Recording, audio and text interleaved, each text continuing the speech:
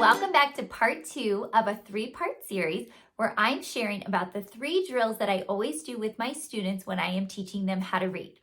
If you missed the first drill, scroll back on my YouTube channel and find drill number 1, which is the visual drill. Today's video is going to be talking about drill number 2, which is the auditory drill, and then I am going to have a video all about the 3rd drill coming soon, so make sure to check back to my channel for that one. In case you don't know me, my name is Erin. I'm from littleslovelearning.com. I'm a former classroom teacher. I am also a tutor and a sub, and I spend my days teaching parents and other teachers how to teach little ones to read correctly, based on the science of reading and what we know about how kids learn to read.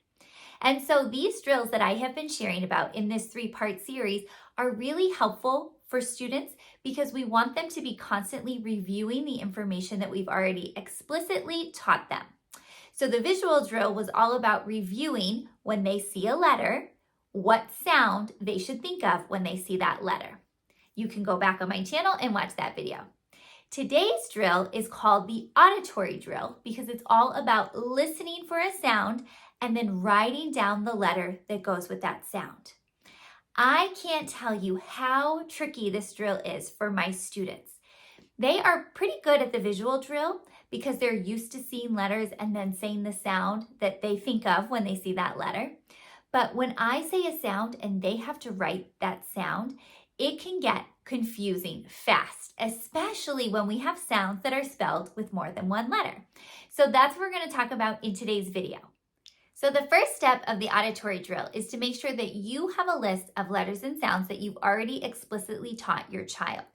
This is not the time for new teaching, and you don't want them to be writing sounds that they haven't learned yet. So make sure you have your list of which sounds you've already explicitly taught your child.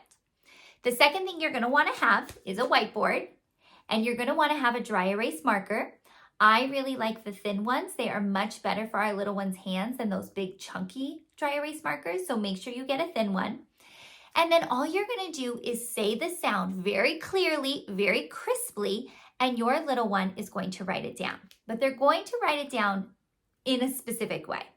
So let's say, for example, you have said the sound ah. You want your little one to say the name of the letter while they're writing the letter and underline it and say its sound. So for example, A, ah. They've said the name of the letter while they're writing the letter, and then they say the sound when they're underlining it. So let's practice a couple more. Let's say you've already taught them this sound, D. They're going to say D, D. And then you just keep going. This shouldn't take that long because you're just going quickly, one sound at a time.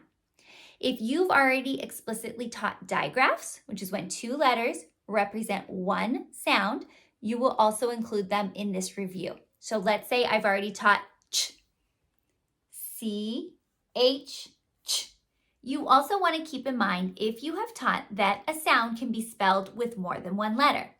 Then if you say that sound, they should write both letters or both ways to spell that sound. So going back to our ch example, if I've already taught the trigraph, TCH, I would expect my student to write CH, TCH, because I've already explicitly taught them that we can spell the ch sound in either way.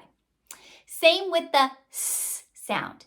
If I have taught them the 2 spellings, I would expect them to say S, S, C, S, because I have explicitly taught them that the S sound can be spelled with an S or with a C. Now, this is the part that really gets our students and our little ones confused. I am going to show you a video of one of my students when we were working on this together this past summer. And when I say the sound S, she really struggles figuring out the 2 letters that represent S because it's not something that our students are used to doing. So you will see in the following video how she struggled, but how we worked through it. Sound. S. How might we spell that sound? S. S. Or. Z. All right, let's think about it. When we see the letter Z, is it ever going to be S? It's always going to be Z. What you're thinking is Z can be spelled with S or Z. You're right. But I'm talking about the S sound. So that can be spelled with an S.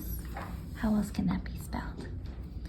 It might have a magic E after it. Spelled it. Like in the word cereal. You know what cereal starts with? A C. Yeah, exactly. Nice job. So I hope it was helpful for you to see that. The auditory drill, I think, is one of the most underutilized drills in classrooms and with parents at home. They're pretty good with the visual drill, showing letters and asking students to say sounds, especially parents at home. But this part, having them write down the sound that they hear, is not used as much, and this is gold. This helps with their reading, this helps with their spelling. It helps with everything, especially when we're having them say the name of the letter as they write the letter and then underline it and say the sound. It's really forming those connections in their brain that they need to be able to read effectively. It also gives your child a chance to practice their handwriting, which if you have been on my channel for any length of time, or if you follow me on Instagram, I am always talking about handwriting. Handwriting, handwriting, handwriting. It is so, so important for our little ones. And this drill gives them a chance to practice their handwriting. And you are watching them. You can very clearly see if they are forming those letters incorrectly. So it gives you a chance to work on that as well. So definitely don't skip this drill when you are working with your little one and you want to teach them how to read. This drill is gold. I hope that information was helpful for you today. This was part 2 of our 3-part series. So now we've gone over the visual drill in the last video. This was the auditory drill. And in the next video, I am going to tell you about the blending drill, which is really crucial. We're kind of putting all the pieces together in the blending drill. So make sure you come back to my channel so you can check that out. If you have any questions about this 3-part drill, anything that I share here on my channel, please comment down below, or you can find me on my website, littleslovelearning.com. I'd love to chat with you and talk more with you about this and how it can help your child become a better reader and a better speller. Until the next video, I hope you have a wonderful day. Bye.